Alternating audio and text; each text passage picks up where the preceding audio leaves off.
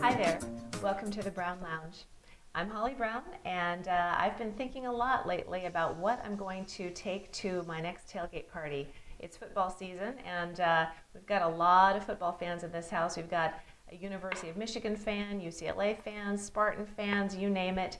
We've got them here at the Brown Lounge. So I've got a wonderful recipe. This is a fabulous fried chicken, and it's something you can make at home for a dinner party, you can take to a picnic, and it's perfect for a tailgate party because it can be served hot or at room temperature.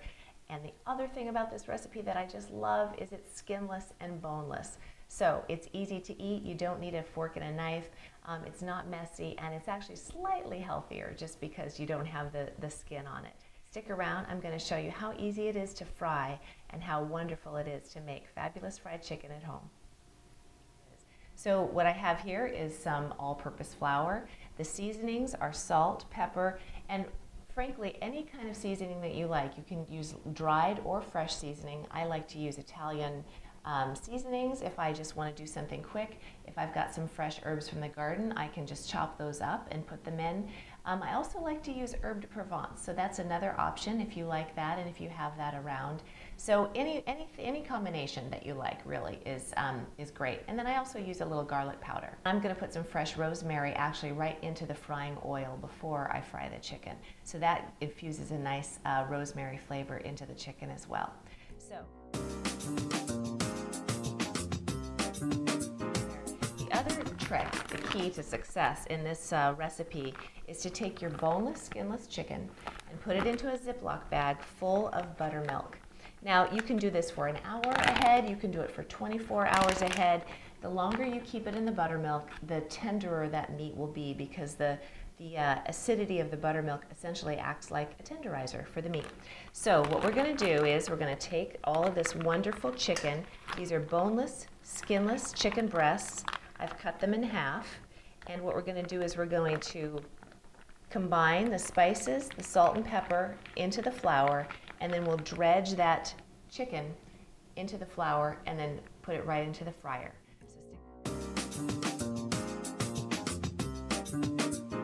All of the detailed recipes are on the Brown Lounge, of course, but we're just going to mix these up. I've got a couple tablespoons of salt. I've got about a tablespoon of pepper, and I've got several tablespoons of herb de Provence. Like I said, you can use what you like. You can use what you have on hand in the kitchen. Never feel intimidated by spices. Experiment. That's really what I love to do with spices. And of course, taste, because the more you taste, the more your palate develops, and then you sort of have a feel for what you like. And then what we're going to do is we're going to just take one piece of chicken at a time, and we're going to dredge it generously in the flour.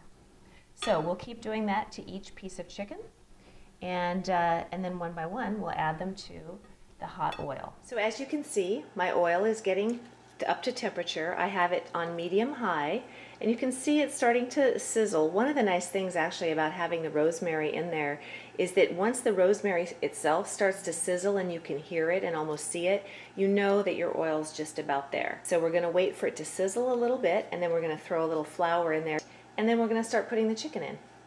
Yep, it's getting nice and hot.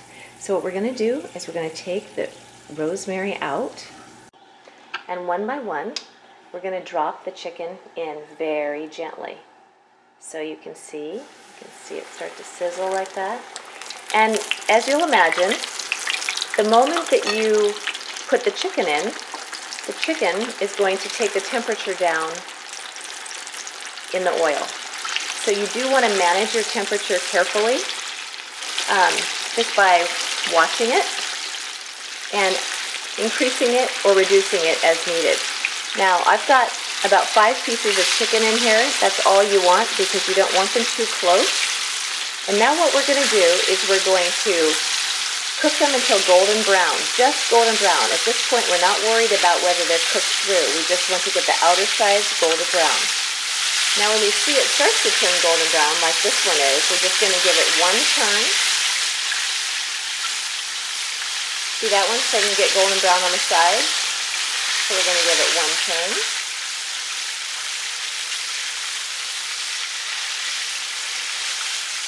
Same there.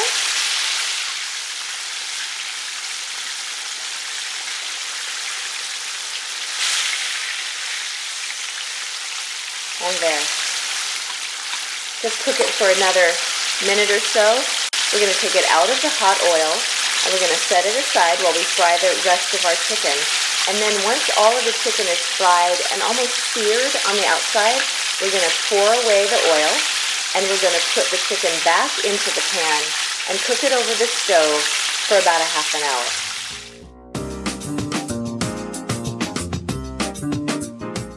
After the chicken is essentially seared on both sides until golden brown, I actually turn the pan off, I turn the heat off, I pour the oil out of the frying pan and into the bowl that you see over there, and I let it cool. So I put the chicken back in to the pan at a very low heat. It's really a simmer. We don't want any moisture in the pan because now what we're going to do is we're going to dry bake the chicken on the stove in the pan. And if you made more chicken than your single pan can hold, just go ahead and use another pan.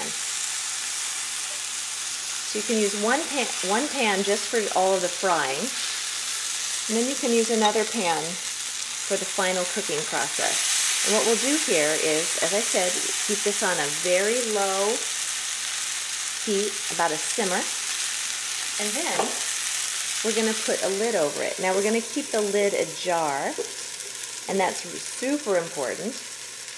We don't want the chicken to steam. Continue to cook it until the meat is cooked all the way through, and then you get perfect chicken every time.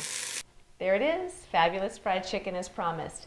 Take this to your next tailgate party. Make it at home for a wonderful dinner party, or take it to a picnic. Whatever you choose, it's a fabulous dish. Your friends are going to love it, and you will too. Follow us on Twitter, friend us on Facebook, and definitely come back to the Brown Lounge often for all kinds of great recipes to enjoy with your friends, whether you're out and about, going to a tailgate, or having dinner at home. Enjoy!